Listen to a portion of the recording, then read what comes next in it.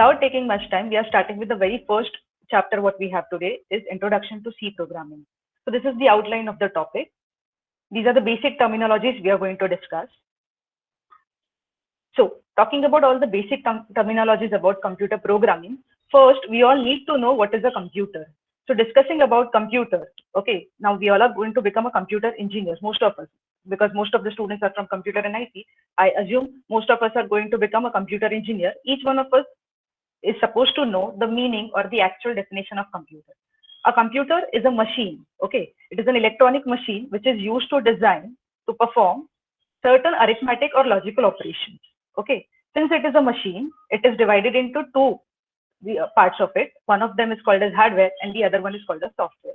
We all are very well aware of these two terms, okay? So hardware refers to the actual physical components of a particular computer. So we have keyboard, mouse, terminal, and all those components.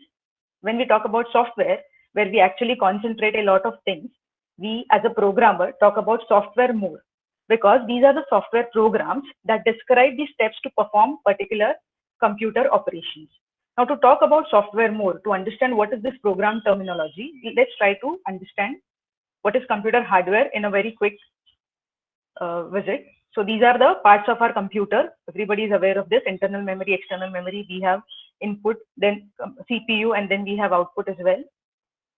And then we have computer softwares, which are mainly of two types: system software and application software. When we talk about system software, we are talking about operating systems and all the device drivers we have in system software. And then when we talk about application software, these are the various application software which we install on our system. So these are the application software which tell our computers to how to accomplish a particular task. Okay, so these are the two different types of softwares we have in computers.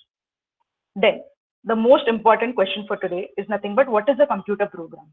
Now, since all of you are either second year students or maybe third year or final year students, we all have studied a computer programming language in our first year or maybe in the lateral years. But to understand a computer program, let's try to understand a very, very basic example. Okay, let me explain you with a very simple example what we have here. To consider addition of two numbers, that's the very simple thing we are going to consider here. To consider addition of two numbers, what we can assume is we can take two numbers. So we need to specify input to perform a particular task. Then we need to know what is the task to be done. So we need to also consider addition, which is the operation to be performed in this case. And then the third step which we come across is output of a particular program, or sorry, output of a particular operation. So here what we do is input, process, and output. These three steps form a basic approach for writing any program. If you are given any question, or if you are given any problem definition, you should be able to identify input, process, and output for every program or for every problem given to you. Now, why am I calling this as a program? When we talk about this operation, we have to perform not even a single step, we have to perform actually multiple steps. Here we are taking input, here we are taking process, here we are taking output. So these multiple steps form a different set of instructions to perform addition of two numbers for a computer. So a computer addition of two numbers कब perform करेगा? जब ये सारे steps को वो execute करेगा या perform करेगा. Then when we perform all these steps together, these set of instructions can be put together in a structure called as a program. So when we talk about a computer program, a program is nothing but a set of step-by-step instructions to the computer, telling it to carry out tasks that you want to execute or produce the results for. So these are nothing but your programs, computer programs. Now, why they are termed as computer programs? Because these programs, these set of instructions are specifically written or designed for your computer to perform a particular task. Hence, the term is called as computer program. Now, then we come across a second term called as computer programming. Now, computer programming is nothing but an art of writing a program. So this programming consists of exactly two steps: algorithmic design for a particular program, and then the coding.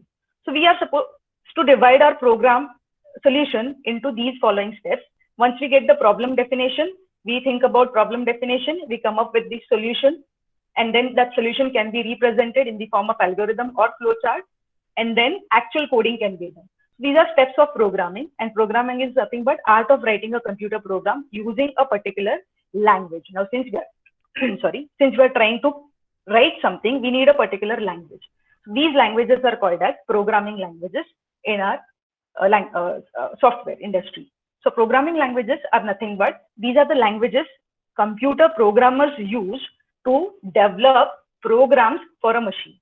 So these languages will help computer programmers in order to develop a software program which can perform a particular task on your machine on your computer.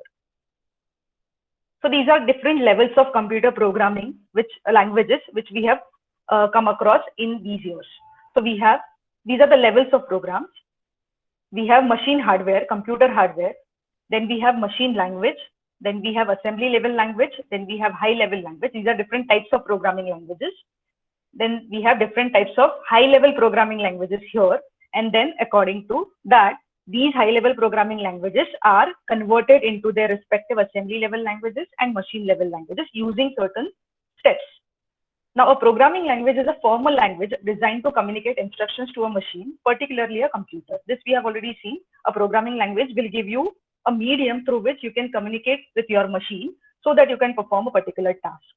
Similarly, these languages can be used to create programs that control the behavior of a machine or to express algorithms precisely. Now, if you have come across algorithms, you might have an idea that algorithms are nothing but step-by-step execution or solution to your program, which are written sometimes in a plain English language also. Start, stop, take two numbers, take input, or store the result, perform addition. All these are nothing but steps of algorithm. So these algorithms are nothing but can be converted into a programming statements by using your programming languages. So these are some examples of different types of languages. We have high-level programming languages considering C, C++, Java, Python. Then we have an example of assembly level languages. Then we have an example of machine languages also. Now, without going into much details of different types of languages, let's quickly come to the next part of the basic terminologies. These are the very important basic terminologies which we always use in our day-to-day practice. These terms are compiler, interpreter, loader, and linker. Now, loader and linker, many of you are not much aware with. What we learn in compilers or what we have in compilers basically, when we are talking, let's say me and my friend is talking and the other person is talking in Malayalam and I'm not able to understand anything. I might require a help of third person who can act as a translator for me, and that third person will translate the other fellow's message to me in my particular language or maybe in English. So that way we can understand each other's language by using a third person called as a translator. Similarly, whatever programs we write, they are always written in high-level programming languages, and whatever machine understands is nothing but machine understandable language. So a gap between high-level programming language and machine-level programming language can be bridged by using a compiler. Compiler converts your high-level program into machine-level code by using a software program. A compiler is nothing but a software program, which is a set of instructions, which is nothing but some set of instructions which are executed. They convert your program into object file or maybe machine understandable file. We'll talk about these object files, executable files after some time when we go to the practice session. Now, after this, what we have is something called as loader and linker. To understand loader and linker, these two terms, let's try to understand this process actually quickly. This is your high-level programming. This is nothing but a word processor or any editor which you use from your end or at your end. You generate a source file for that program. Now, to understand this term source file, in software industry, we call source code, or the program which is developed by a programmer is known as a source code or a source file that is given to compiler. After compiler goes through the entire file, if it is unsuccessful, some error messages are shown.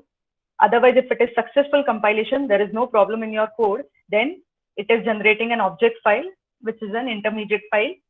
Then the program is given, or that file is given to linker.